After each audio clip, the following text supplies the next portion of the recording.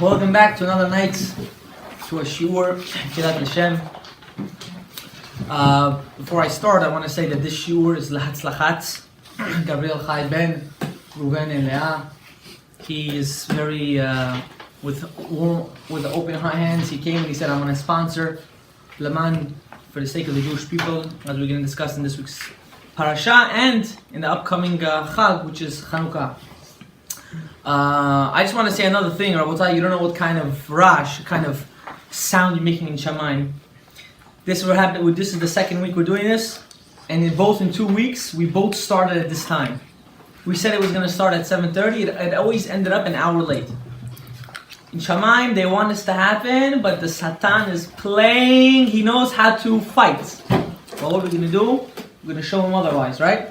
We're going to be strong. We're going to show him we're going to go fight. We're going to continue our life. Now, we're in Parashat. Does anyone know Parashat? Vayeshev Yaakov Be'eretz Megorei Aviv. And Yaakov settled. He settled in the land of his fathers. So much to talk about. So much. Endless topics. Yosef, Potiphar. But it says 30 days to the Chag. We have to talk about the Chag. And the Chag that's coming up Sunday night, if I'm not mistaken, is Chanukah. One of my favorite holidays. They're all my favorite, but I'm going to explain to you why. You know, there's not so much about Chanukah. You guys should know this.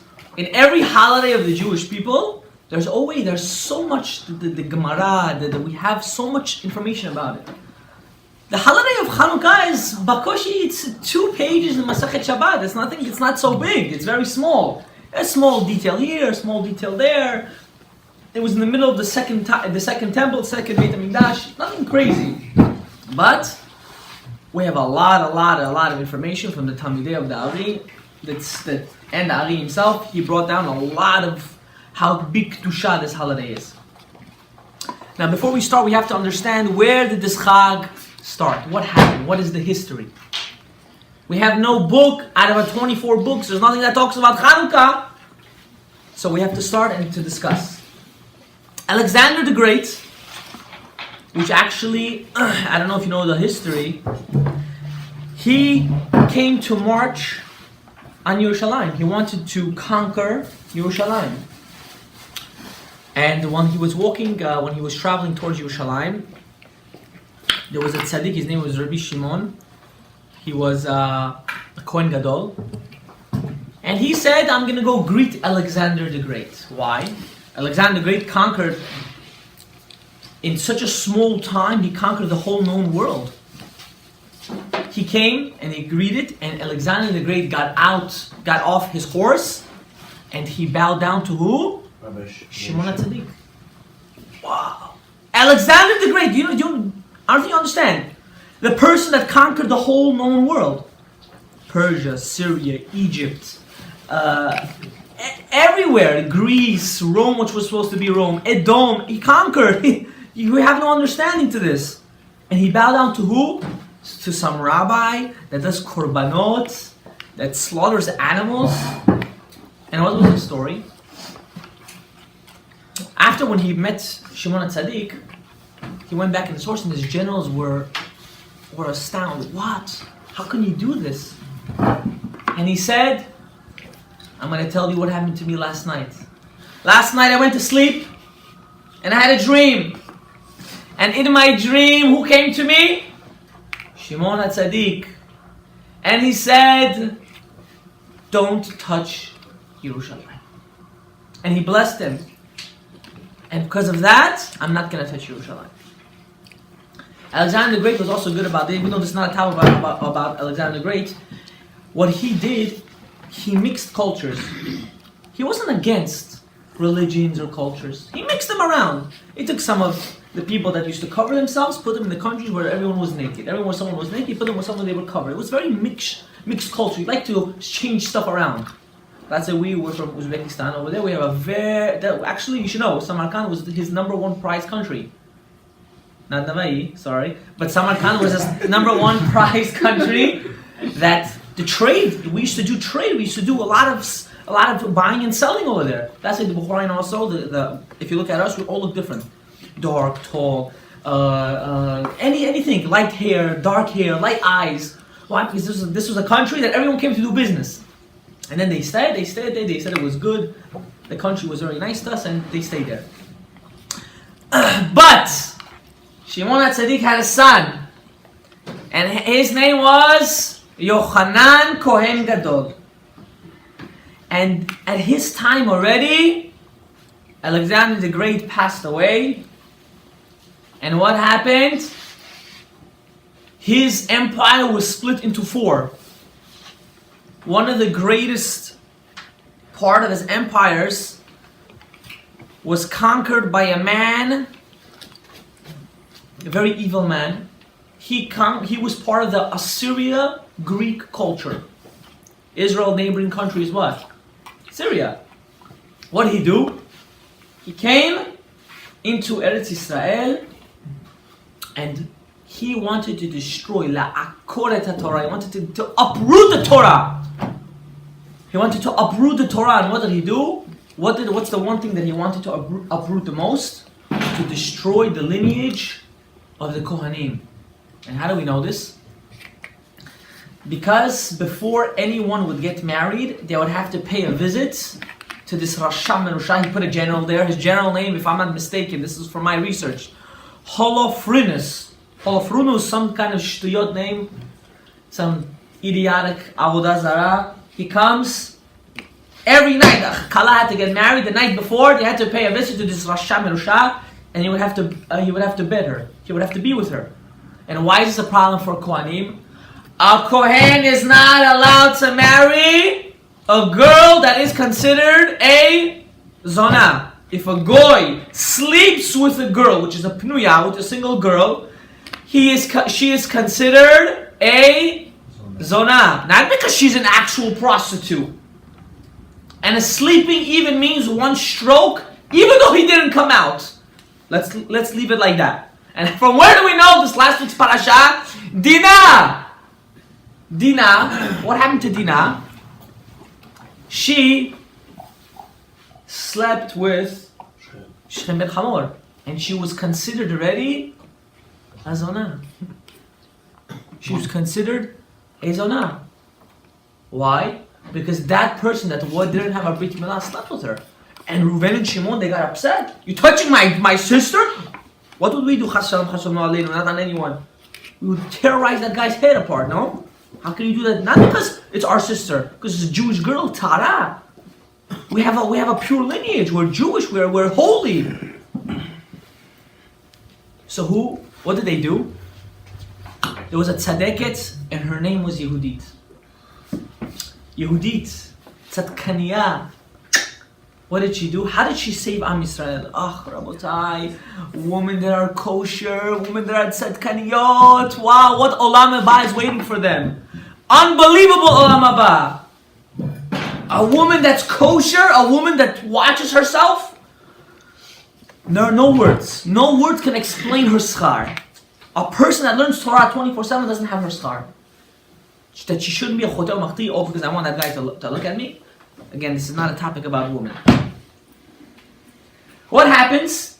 Yehudit one day, she said, I had enough. She takes off all of her clothes. Who is she? She's the daughter of Yochanan Kohen Gadol.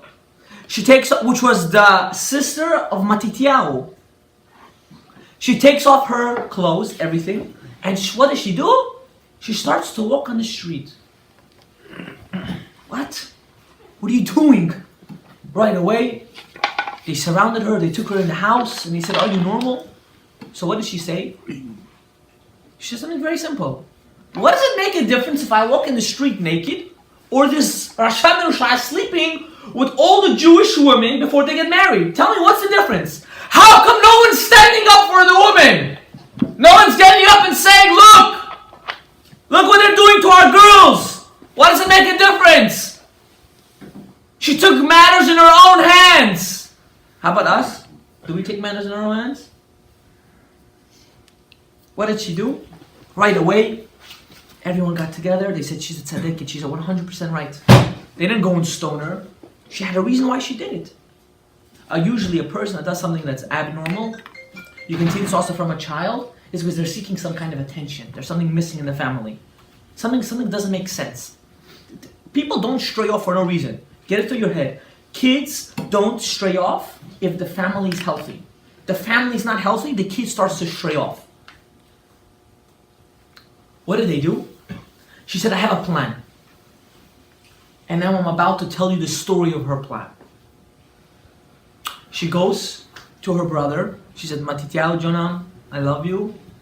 But you gotta do what you gotta do. She took a basket. And at that time, I want you to know something. They lived in a city called Modi'in. It was a walled city. And the Greeks, not the Romans, sorry. The Greeks were surrounding. For that, food shouldn't come in and come out. Why? You starve to death, you come out, and you just die. So what she did, she came up with a brilliant plan. She took a basket. She put different kind of loaves of bread, nice sweets. She took cheese, goat cheese. Goat cheese is very heavy. She took goat cheese, and she took old-aged wine. She walks with her maidservant. Remember, this Yehudit was a widow. She wasn't a married lady. She was once married. Her husband passed away. She goes out.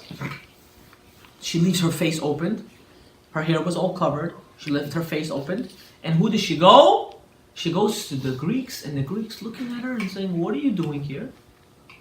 She said, I came to speak to the general. Okay. Why not? The general comes, they bring him to the room. Wow, general, beautiful. Goyim, Goyim, when they see something beautiful, they have no control, no self-control. They're like animals. Right away, they start staring. They don't even know what's happening. They're just looking at the person. She said, you know what? I came to be your spy. The Jews, they don't have too long. They don't have too long. They're almost done. You don't need to kill so many of your men. Me and you are going to work together. We're going to destroy all the Jews. She's beautiful. She's smart. What more can I ask for? No? Right away, he says, what's your plan? She said, listen, you can't beat the Jews until they eat not kosher. They need to eat not kosher. Once they eat not kosher, you're done. They're done. Their God is going to get angry. They're going to be done. They have very little food left. Their grain houses are running out. It's the middle of the summer. No more grain. You're going to be able to conquer them. Give it a couple weeks. So he asked her, how do you know? She said, I made a deal with the bodyguard, with the opening of the gate, the guard, that every night I'm going to go and he's going to tell me secrets, and we're going to, like that, tell him when to get out, when not to get out, like that, I'll save his life. Okay. He was so excited. He gave her tents. He gave her privacy. He gave her what she needs. You know, Goy, in the beginning, when he wants to catch someone, he packs all nice. Ooh, we love each other. We're the same. You're human, I'm human. You know, no problem. And like that, all the Jewish girls, Rahman and Islam, they fall in the hands of the Goyim.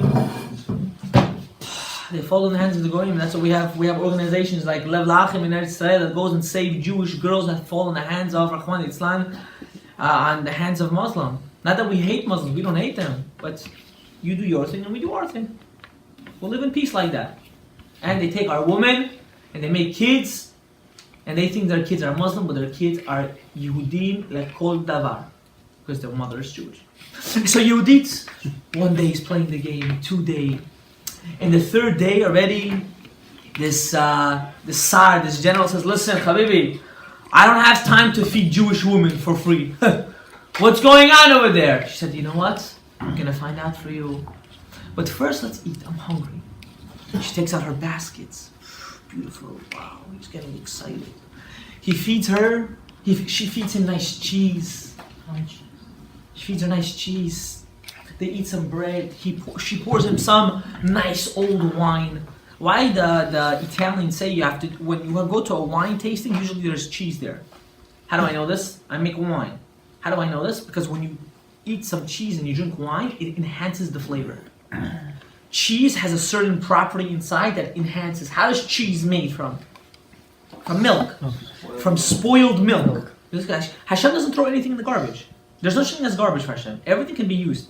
Spoiled milk is basically enhanced flavor of I mean, cheese is an enhanced flavor of milk. It's pure flavor of milk.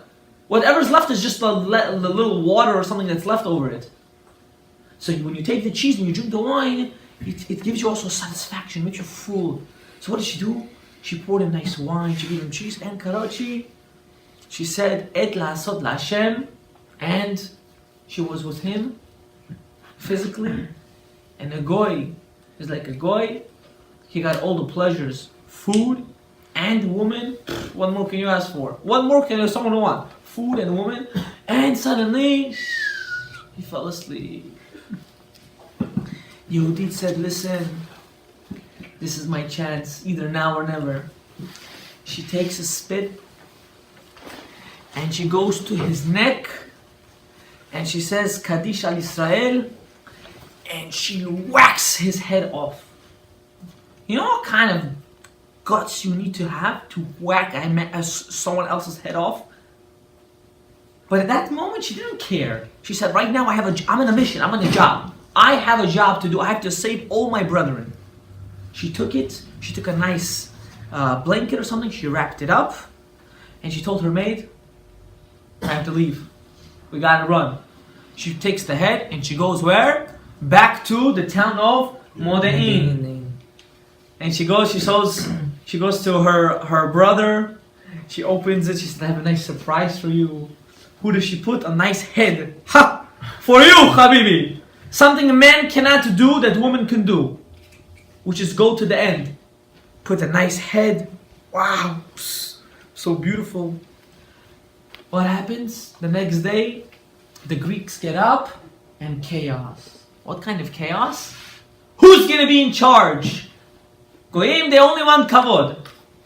The general died, who's going to be in charge? By the time they're thinking who's going to be in charge, they had a whole bunch of Jews that used something called the guerrilla tactic, and they went inside the forest and they start to wipe out all the Greeks. This is not the actual story of Hanukkah. This is the beginning of the revolution. The beginning of the stand-up of saying, I am a Yid and I'm not going to change it. But let me ask you something.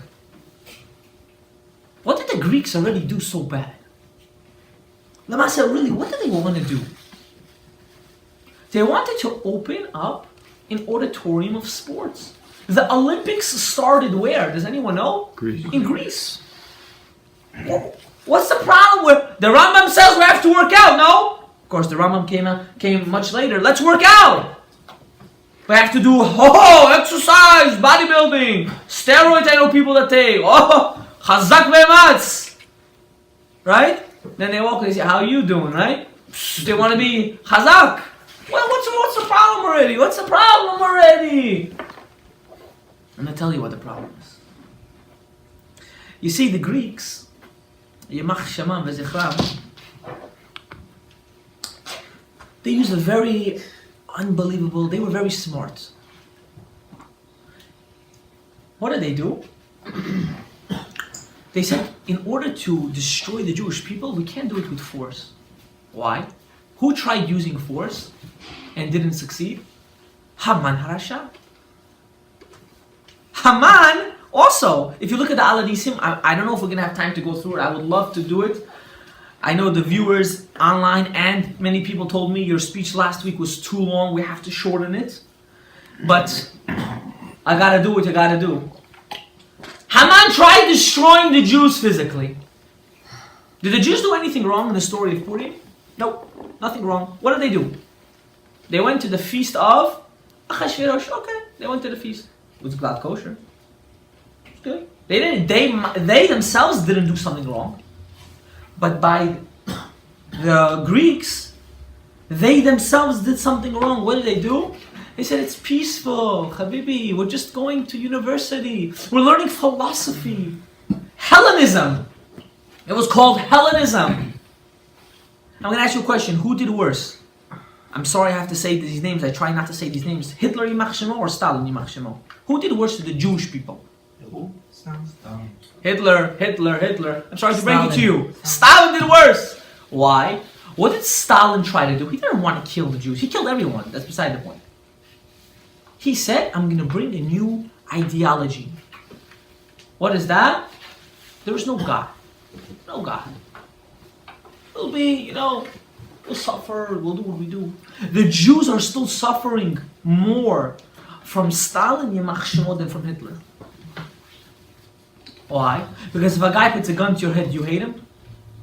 Yes. But if a guy gives you a book full of garbage, do you hate him?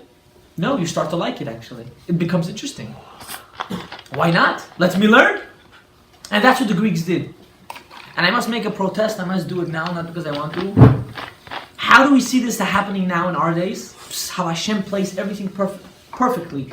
There's no such thing as coincidence. Last week, I don't know if you heard, the American society, the educational department, they should first go to their public schools and they should worry about their own public schools before they touch the yeshivot. They come and they say the yeshivot, they need to have more secular studies. What? The most noble prizes in the world come to the Jewish people. The smallest population, but yet the most noble prizes come to the Jewish people. The smartest people on the earth are the Jewish people. The highest lawyers, the best doctors, I'm sorry to say this, I'll be blunt, are Jewish people. And yet our education is bad? Our education is bad. I'm sorry. If they would know that they should teach some religion in their school, if they should know that if they would teach a little bit about God in their schools, how society would be much better. We have the lowest crime rate in the world. We have the lowest health problems in the world. We have the lowest everything. And we have a problem. Learn from us. Don't criticize us. Learn. You have to learn from the Jewish people. Stop criticizing us. Work with us, you'll grow. You start to fight us, you will lose, you will perish. Like every single big society that ever was out there. If it was Egypt, if it was Syria, if it was any country, anyone you think, if it was Rome, if it was Greece, if it was Spain, every country that had the Jews and they let us be, they flourished. And if they didn't let us be, they perished. And that's what it is, that's what it comes down to. If that's what it comes down to. Let us learn our Torah. What's the problem with us learning us Torah? And not only that, what did the Greeks do? They said, listen, you believe in a God, right? It's easier to argue. Your God created you with a birthday suit. We have to embrace it. We have to walk outside naked. We have to play the Olympics naked. Not only that, they were so cruel. They said if you had a brit milah, you're unable to play the Olympics. Why? You're not a complete person now. You're missing something. You're missing a little piece of skin. The Jews used to stretch their skin. And actually, they used to go through a surgical procedure in order to sew some skin on them in order to play in the Olympics. What do you say about that now? Huh? And what do we want to be? Want to be like Goyim? When I walk on the street like them? They're the ones that are hunting us and hunting us and wanting to take us out from our roots. And we want to be like them. I don't understand how that makes sense. Can someone explain that to me? How does that make sense? The people that want to kill you want to be like. That's the basic story of Hanukkah. And they found the oil. Hope. They won the war. They won the war. And when was Hanukkah actually established? Does anyone know? You know, it was established a year later. It wasn't established right away. The Chachamim had to see if the avira, if the feeling, the environment actually still felt of Hanukkah a year later. They had to feel it. You know, is it actually there? Is it there? And they felt it. And they said, because of this, we have to do a holiday Hanukkah. If I would tell you how many times the Jews were saved throughout history, before the second temple was destroyed, we would have holidays every single day. Every single day we would have another holiday. But what's the difference? Over here we still had the feeling of Hanukkah. The last holiday of the Jews. That's Hanukkah. Now how can I relate this to the parasha? Very simple. The same way as how the Maccabees had Mishrut Nefesh, there was another man that also had Mishrut Nefesh. And his name is, can anyone guess? Yosef HaTzadik. You know, when I read the story of Yosef, you know, what I love about my shul, the Baal Koreh over here, we have a couple of Baal Koreh, but the main Baal Koreh, when he reads it like he's actually living the story. You actually feel like you're in the parasha at the moment. Besides doing the ta'amim and the tunes, you feel like you feel like when Yosef cried, when Yosef went and they took his blood and the brothers. Let me tell you a little bit of the story about Yosef. I have to. I can't stop myself.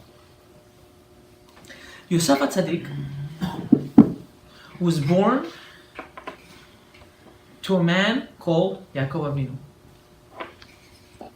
He was at the age of 17.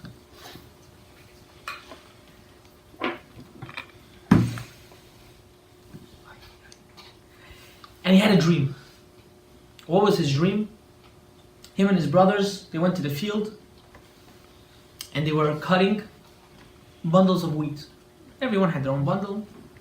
And miraculously, his bundle was in the middle, and all the other bundles were bowing down to him.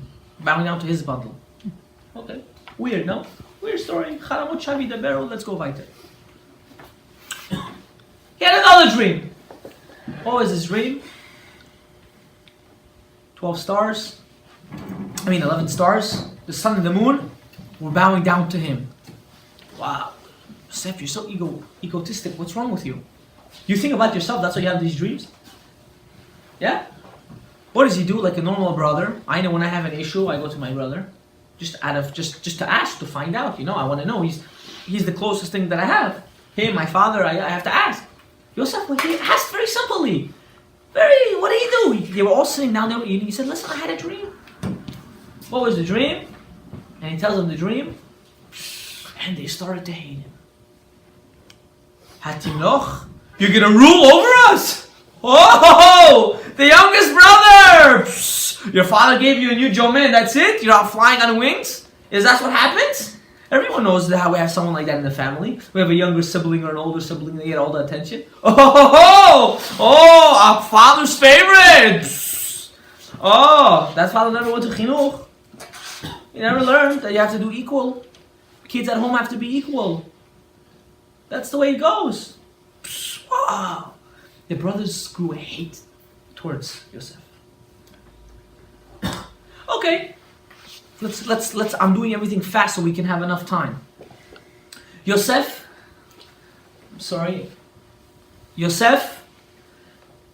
Yaakov goes to Yosef and says, listen, go to so-and-so place and see how your brothers are doing. Go. See how your brothers are doing. Okay. They go. Yosef goes. Suddenly, Shimon and Levi, they're like, look at this guy. I had enough of him. Enough. I'm done. I'm done with this. Why did they say this? What broke the camel's back? Yosef told Lashon Hara about who? About his brothers. What did he do? I'm going to say just one thing that he said. He told their father that your sons are eating ever minachai. What's ever minachai? An animal that's still alive. They used to cut off a limb. The Midrash said they cut two parts. Nothing that had a bone. They cut the ear and they cut the back part. And they're eating the animal alive. Little did Yosef know, Yosef was still young. So his father didn't teach him Sefer Yetzirah, which was the book of how to create things. He was still too young. You have to be at least the age of 20. And he said Lashon Hara. The father didn't explain to him, listen, we have mystical Torah. He didn't want to get into it. So he said, he pretended like he ignored it. And in Yosef's eyes, was like, what are they doing? This is not right. And Shimon and Levi said, I had enough. They saw they had a pit. We gotta get rid of him. We gotta just, that's it. Enough's enough. We all know Reuven got up. He said, don't do this. Let's not kill him. Let's put him in the pit. What was Reuven's plan? I'm gonna take him out after. I'm gonna save my brother. They take him. They take off his coat. They throw him in the pit. What was in the pit? Does anyone know? Scorpions. Snakes and scorpions. Wait. Tone down. They take his jacket, they tear it, they take a goat. Why a goat? The Midrash says the goat is very similar blood to a human. They take a goat and they pour the blood of the goat on the jackets, and they're getting ready to send this to their father. What happens? Yehuda said, listen, Yehuda, businessman, listen. Why to kill him? Why do we need our brother's blood on us? Why do we need his blood on us? Why? For what? For who? That we should go up there and they should accuse us like Cain in heaven? For what purpose? There's a group of Yishmaelim coming. Let's sell him. Sell him. Why do we need him? They take him out of the pit. I was assuming he was getting excited. My brothers are doing tshuva. So who does he see? Muhammad right in front of his face. Yeah, one big Arabi coming. Yes. Alhamdulillah, I come to buy you. And he comes, all the macaroni. For how much does he buy him? Does anyone know how much he bought him for? 20 silver pieces. You sold your brother for 20 silver pieces? Are you not embarrassed? Is your brother not worth more? I think I'd rather my brother die than sell him for 20 pieces. 20 pieces of silver? You know what they bought with it? Ultra Boosts. They bought sneakers. They went to buy Adidas. Buy yourself a jacket. Buy yourself They bought sneakers. You buy yourself shoes, epitome of guilt, the worst thing, stuff that you step on. Buy yourself a portrait. Get an artist to draw yourself. You put him in the yeshua at least. No, they didn't do that. They bought shoes. There's a reason why they did that too. We're not going to get into it. The Shvatim were not idiots. They were not Rashaim. They thought they were doing what was right. And Yosef, Hashem Yishmor Oto, the first destruction. His brothers hate him. He went to a pit full of scorpions and snakes. Oy vavoy. This is our life story. You should know that. Yosef's story is our life story. What happens? He goes to Egypt, a country that's new to him, a nation, a culture that he doesn't know. He's standing there. And who comes? Mr. Potiphar. Potiphar comes and says, listen, I like him. The Midrash says automatically he was gay. Potiphar liked men. Yosef is beautiful, 17-year-old, nice, buffed. Automatically he had all the cuts, as they say. No, nowadays they had the cuts naturally. They don't need to go work out. Habibi, you looked very nice. He bought him. And after a time, Yosef was the head of his house. Anywhere Yosef went, he had bracha. Anywhere he went, there was blessing. But you know who else liked him? Not enough that his master liked him. His master's wife liked him. Can you just have that image in your head? Your master likes you, and your master's wife. So everyone's gonna ask, so why was he married? Because in order to have stature in Mitzrayim, you need to have a wife. That's why he married her. So imagine what just happened. Two people of the owners of the house like you. It got weird. Not only that, they said that Eshet Potiphar was so disgusting. She was so seductive. She used to, you know how we have to pray Shacharit, Mincha, Arit? She used to change 3 times a day Shacharit, Mincha, Arit. In the morning, she would have one outfit. During the day, another outfit. During the night, another outfit.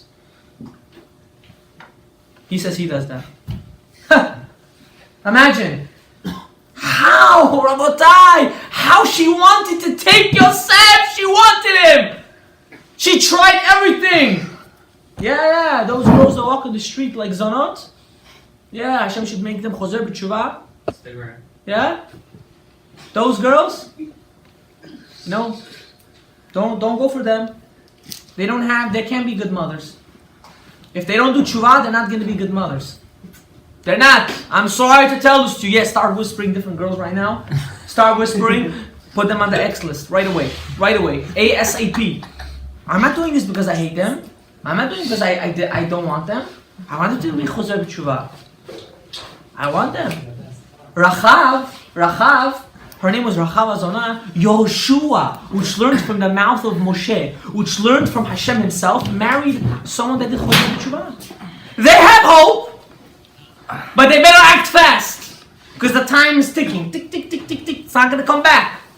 Every sin, every avera, more tshuva, you have to do more and more garbage goes on you. The Midrash says that Yosef was so beautiful that Eshet Potiphar used to have a book club. She had a book club. And what did they used to eat there? Etrogim. What did they do? Everyone would have etrogim. They would go, they would peel. They would all be staring at Yosef and they would cut their fingers. They would start peeling their skin. From such a meditation of beauty of Yosef, they couldn't handle it. Imagine you cutting something. Oh my God. Where's Hatzalah? Where's Rabbi G? We have to call Hatzalah. You know what I mean? Right away. No? That's what they did. But Yosef one day was at night. He was in the house of Eshet Potiphar. No one was home. Everyone was doing what they had to do. And she said, "That's it. I had enough. My husband doesn't want me. My slaves would die for me. And I have this kid, this 20-year-old saplek that doesn't even look at me." You know how a girl feels so hurt when they're trying to show attention to someone and they get rejected? Psychological, anything that you can't have, you want more. Don't ever forget that. So stop being so straight. Here, take me. Don't be a tail. Not just you, everyone. Don't be a tail. Don't ever forget that. She couldn't handle it. She grabbed Yosef, but where did she grab him? Right where his pants is, but he didn't wear pants. He wore like a nice, like what the Indians wear. Toga. A robe. Whatever, you guys know better. Toga. And she grabbed him and she said, "Lie with me." And Yosef said, "I can't. And this is already pikuach nefesh." He found all the heterim in the world. Why to do the sin? If you're not going to do it, he's going to die. He has to do it. If not, because he found everything. Every pikuach nefesh. You could do anything to save your life, right? I have to, no? Everyone finds every heter before they do a sin. I have to take a pull. My friend's offering me. He's going to think I'm a retard. I have to sleep with her. I have to kiss her. I have to do this. I have to do that. I'm not going to fit into the crew. I'm not going to fit in. You want to know something? Growing up, I also didn't fit in. You know where all of my friends are?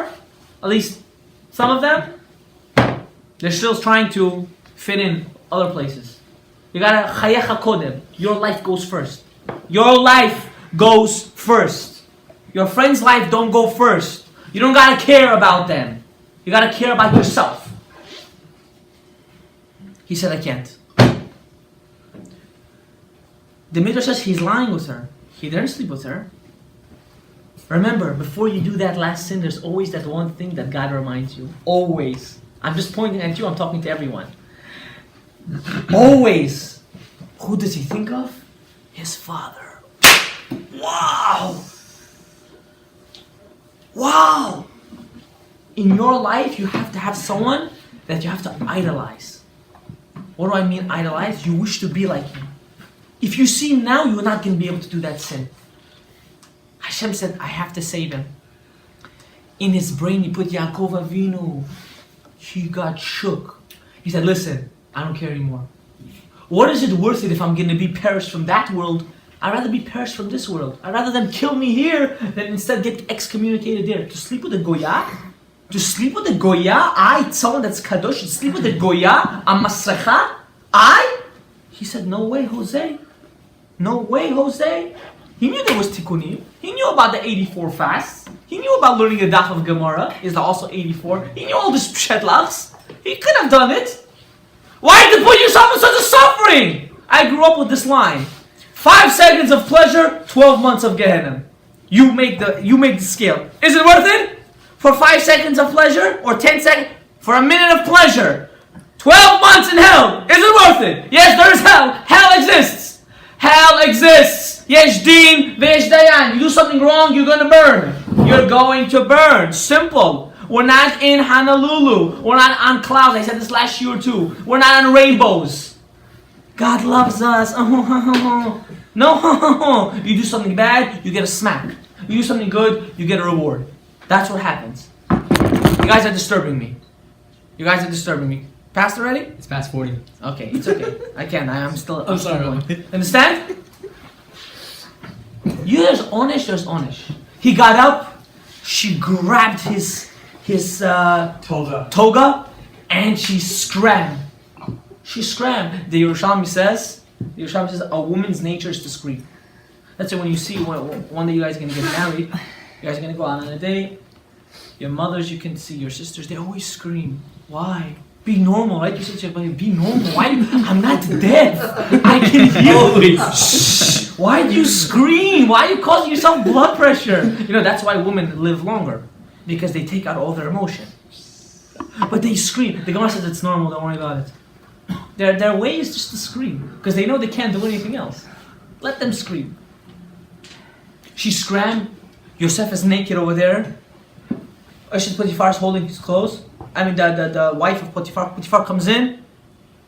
What is going on? Now, Potiphar wasn't stupid.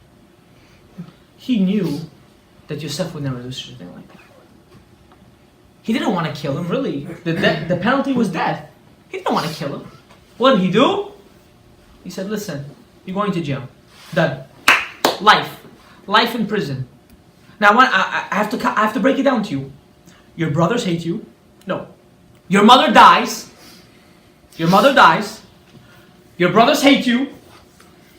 You get thrown in a pit. You get sold as a slave. No, first you get sold to Ishmaelim. Then you get sold as a slave. And now you're getting accused for sleeping with someone that you wish you would have slept with, but you didn't sleep with. Wow. That's crazy. That is crazy, my brothers. That's beyond crazy. That doesn't even make sense. That's depression.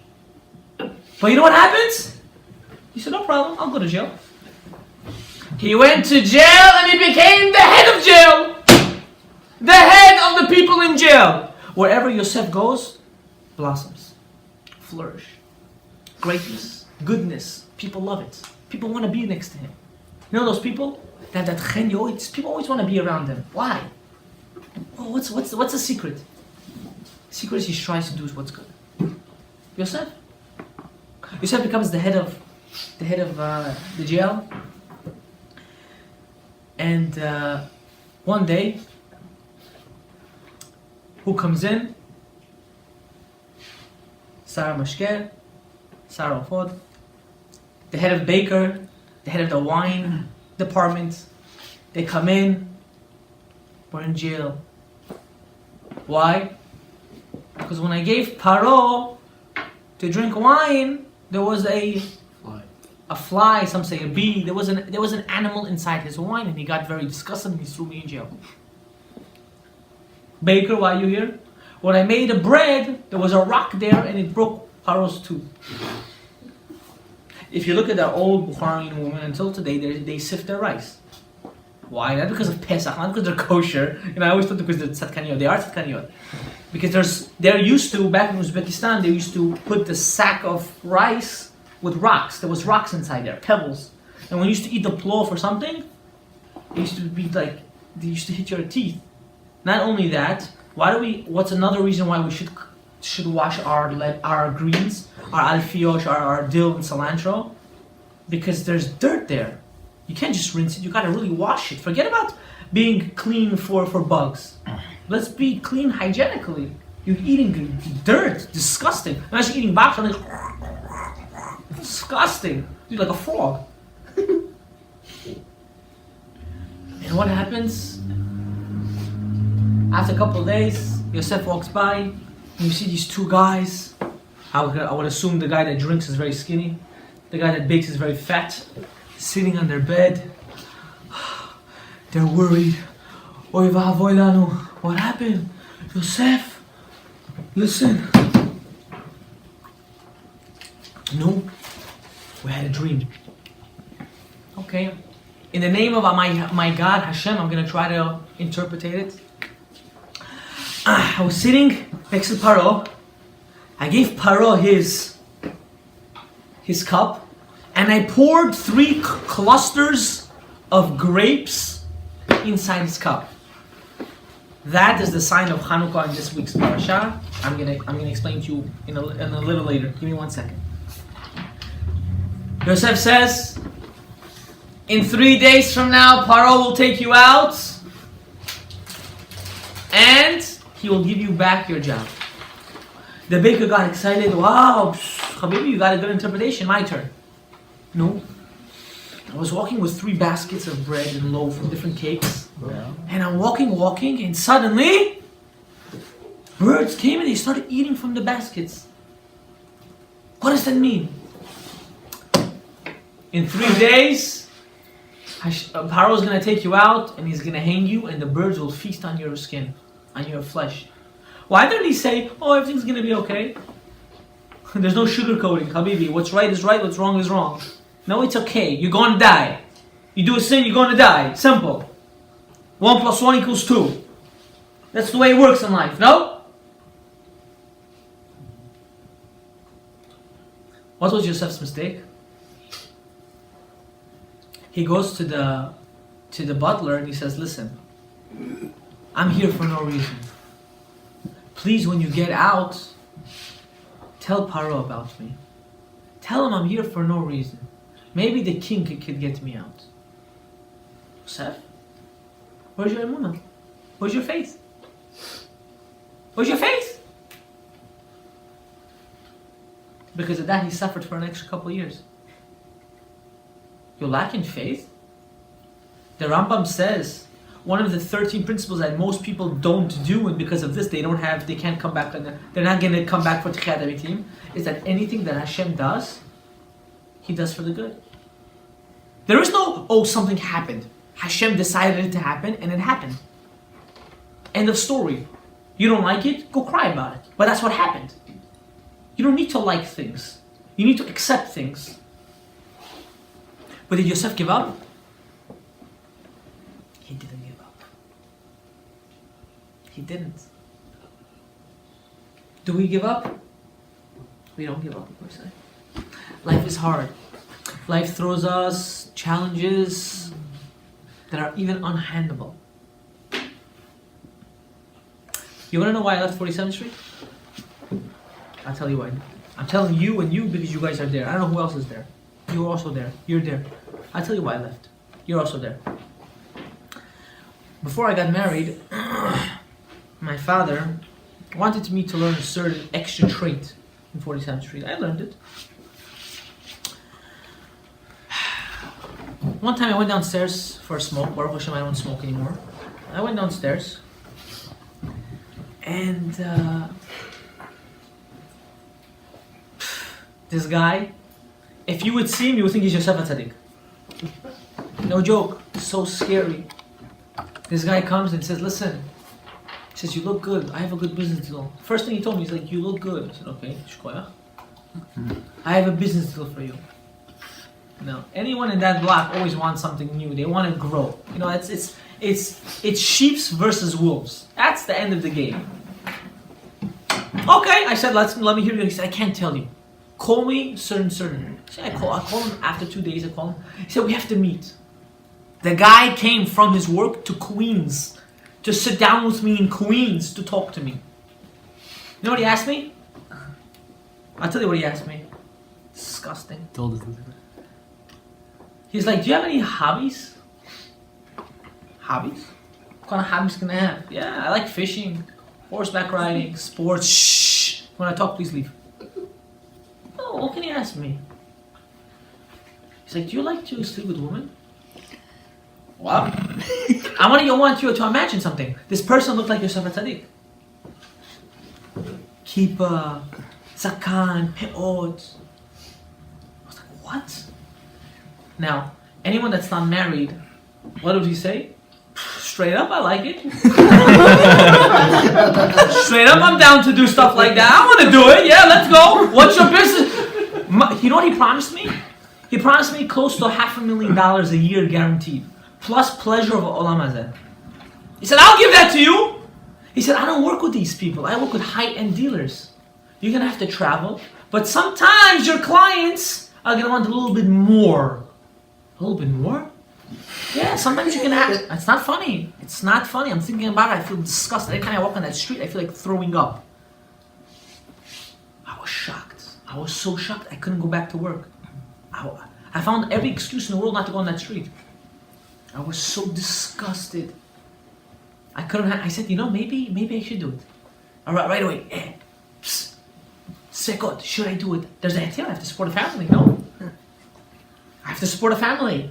No, why not? What's the problem? Maybe I'll be strong. I'll be like yourself. I'm gonna say no. I said no. I have to ask my Rosh Yeshiva. Back then I was in yeshiva Gedola. It was my friend's wedding. Levi Mushai's wedding, Rabbi Levi. And the Rosh Hashiva came. I sat down next to the Rosh Hashiva and I explained to him the whole story. He looked at me. He said, "Do you even have a doubt that you're not allowed to do it?" I said, "I don't have a doubt, but I'm very tempted." You know what he told me? He said, "I bless you 10 times more. Don't even think about it." I never went back.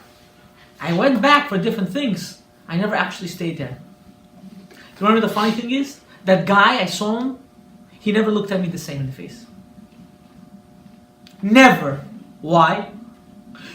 He was giving me pshat from the Gemara that it says it's better to do it with a Goya than with a Jew if you really have to do it. He was giving me pshats. He was already making me cheshbonot. He was playing with my olam haba. You know what he told me? He said, "I've done it many times."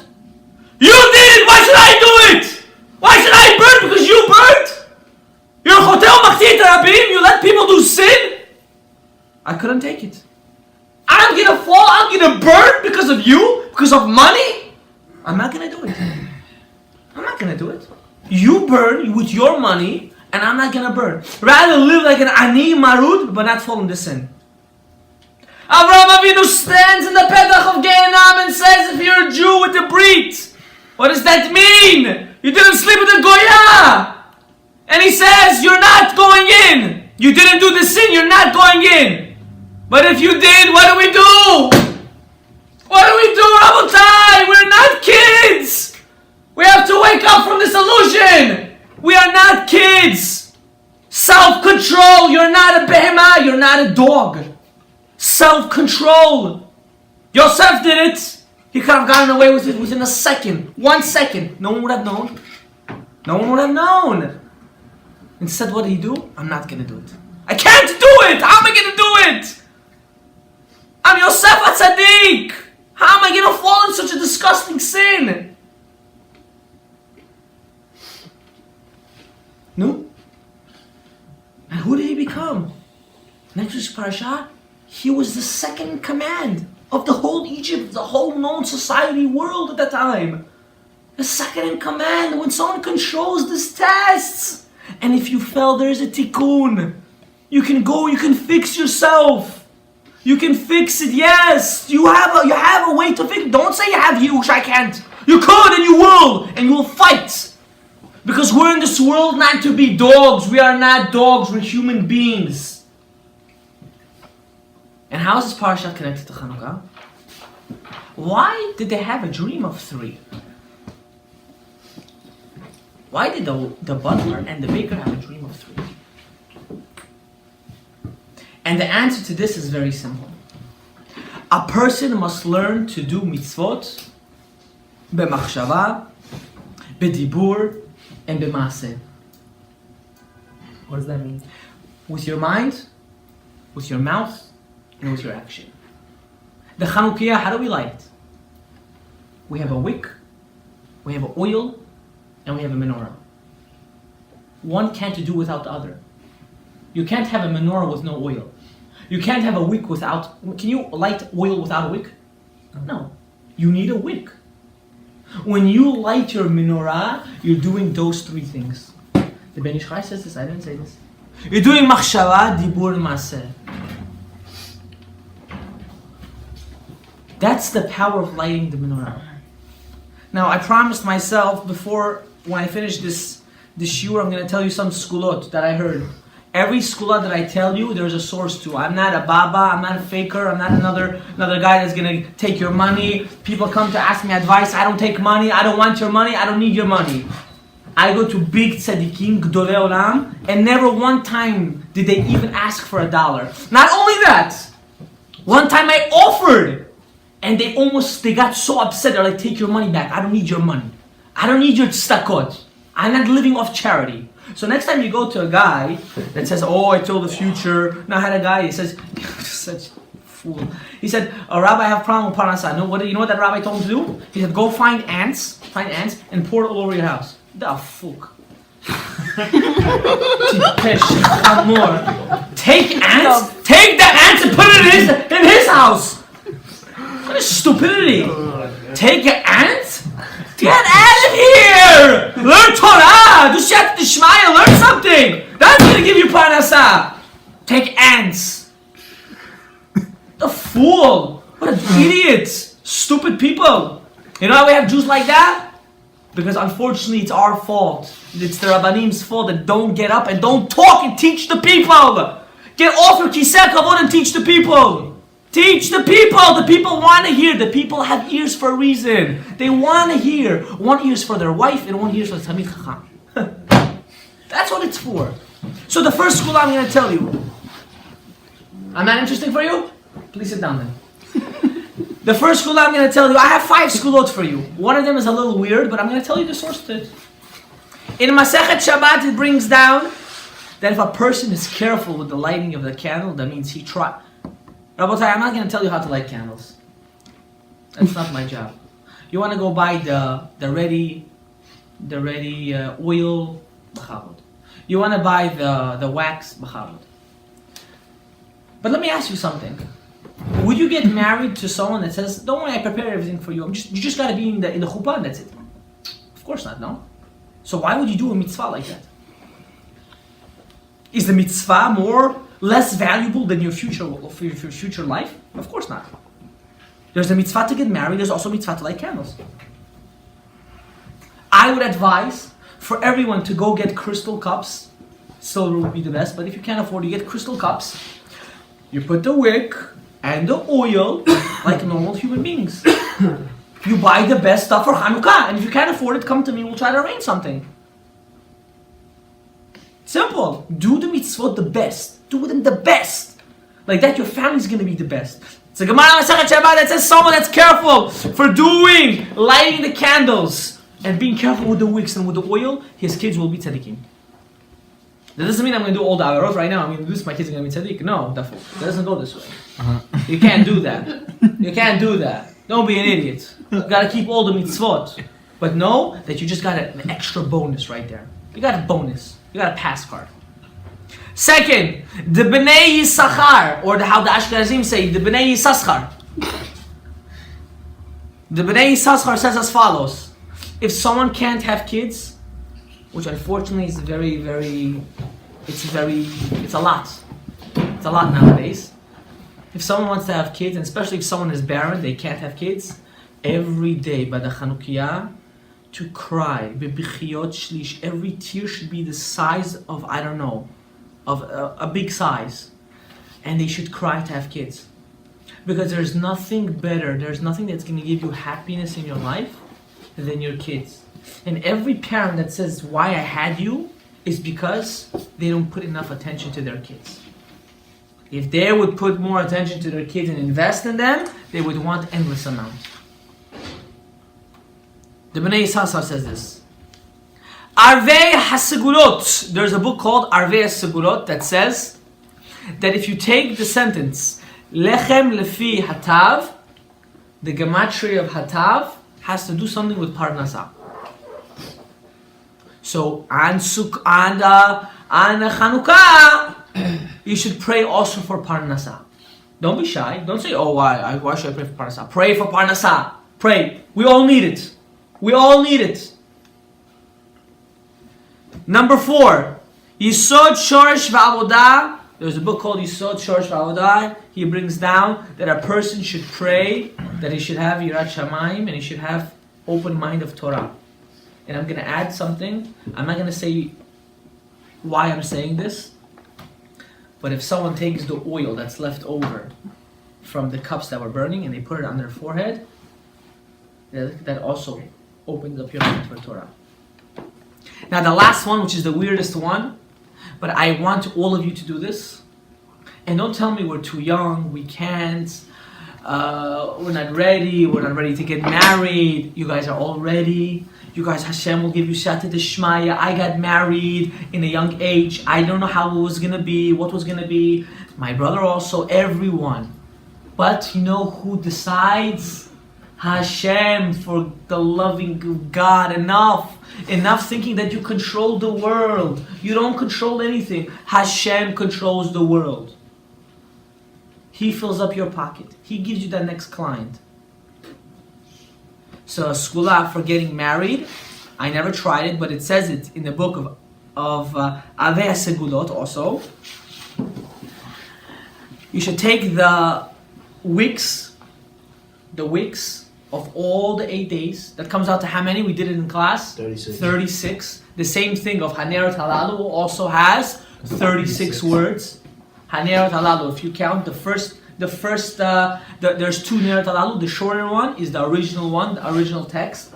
If you take all the wicks and all the extra oil and you save it in a jar, right after Hanukkah, you take not a foam cup, but you take something metal, you put it inside, you light it up in fire, and you do it with simcha, and you jump over it 7 times, it's a skula to get married. I don't know where they got this from. All questions later. 7 times you have to jump over it. 7. I'm repeating you what I heard from Gedolei Olam. You said wicks? Wicks. Take the leftover wicks. Don't just throw it out. The leftover wicks. Take it out. You put it in a container. You save it. All the 36 weeks? All the 36. You put the oil. You see, I love Jewish people. When it comes to skulot, wow. Their ears are their ears are like snipers. Weird. People like to do weird things, you know? Wow. I'm not saying you're getting married tomorrow. I'm saying it's a skula. That's all I said. Don't say, oh, he told me I'm going to get married. I never said that, and I'm quoting the Sefer. The Avei Skulot says it. Scream at him. They wrote in the Sefer that if you take a fire and you burn it and you jump over it 7 times, there's different reasons why. 7 I can come up with. Just jump over it. Don't go around it. Jump over. Make sure the fire is not too high that you don't burn yourself. Make it small. I can imagine already 6 guys taking a ladder to try to come over it. They have to make a big fire, you know. They have this whole shtuyot. No. Simple. Small fire. You go over it and that's it. Even the shamash. No. Don't take the shamash. But, you know what? You can take the shamash. If you light it with oil, you can take the shamash. And ask me later why, I'll tell you privately why. The Ben Ish Chai also says it has some kedusha. The shamash also has some kedusha. You shouldn't even use the shamash as a, quote-unquote, as a light to say, oh, I'm not using the other lights, because the shamash also has some sort of kedusha. Now, I'm going to end my shiur, and this time I'm really going to end it with one last final thing. Please subscribe to the channel. Don't be shy. When you guys subscribe, you give us chizuk to continue. When you finish watching the video, you give us chizuk to continue. We would love if you guys can join us live. Next week, I'm making a specific and special shiur, not about weed, but that's coming up very, very, very soon. Wow. With all the psak-dins and with all the hashkafit problems with it and with the benefit from it. We're not going to talk about it now. I'm coming with a special that I already worked on this for a while about the Goyish holiday Xmas and New Year's. Wow. Until today in our community and abroad, Jewish people have a tree that is a pure avodah zarah from the Assyrians in their house, which I don't understand. I don't understand this. How do you have that tree in your house and you celebrate Hanukkah at the same time? I don't understand. I'm making a specific shiur about this. I would love to see everyone live. Please tell your friends. You give me chizuk when you're here. Press the like button. It's not going to kill you to press like. It's not going to kill you also to pass it to a friend. Share the videos. You're getting mitzvot when you do it. You're getting mitzvot. You're right. If you can't speak in mechazek the world, you just need to share the video. We have a lot of new things coming up in this specific channel of YouTube. We're starting to do We're starting to do halacha yomi by people that learn Torah 24/7. We're starting to do leaders of the Jewish Sephardic community, because unfortunately the Sephardim are very much downgraded in the world. We have hundreds of Gedolei Olam that no one even heard of. Hundreds. Do you understand that? When you hear their names and you hear their stories and you learn their Torah, you're going to say, yo, where have I been? You have to be proud to be a Sephardi. We have the strongest Mesorah. We have a stronger Mesorah than Ashkenazim. I want to tell you that. And I'm not scared to say it, because what's fact is a fact. We have a stronger Mesorah. And we have something else. I know I started to do the clips, the nice 10-minute clips, 5-minute clips. We're gonna continue doing that. We're looking for sponsorship, not for me, but for to mechazek the oilam raboisai. I don't take any personal benefit out of this. The only benefit I have is olam haba. If you want to join me in that olam haba, please share and subscribe. Thank you and have a great day.